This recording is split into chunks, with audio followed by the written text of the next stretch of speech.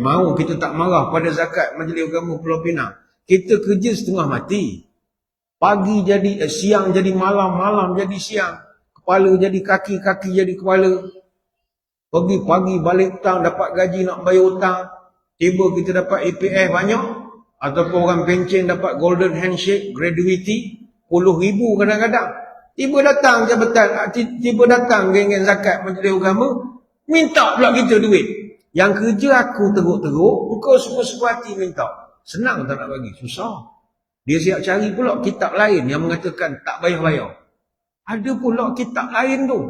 Oh, saya dengar ustaz ni pula kata tak perlu, bukan hak sempurna. Lantak engkau lah, tak nak bayar sudah. Tahu dah kedekut. Orang kedekut ni payah tuan-tuan. Sebab dia rasa itu hak dia. Tadi kita dah sebut ayat Allah Ta'ala betulkan pemikiran. Bukan hak engkau. Ana yang punya. Kau tu aku tumpangkan saja. Maka sayang, ramai di kalangan kita hari ni, dia tak ada sangat semangat nak menyumbang. Ingat, untuk masuk syurga, kita tak cukup hanya memiliki kesolehan personal. Kesolehan personal ni ibadat personal kita. Iktikaf, semayam, pergi Mekah, umrah, haji, puasa.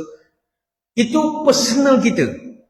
Nak masuk syurga, kita kena ada kesolehan sosial. Kesolehan sosial ni zakat, bantu orang susah, berwakaf, infak orang miskin.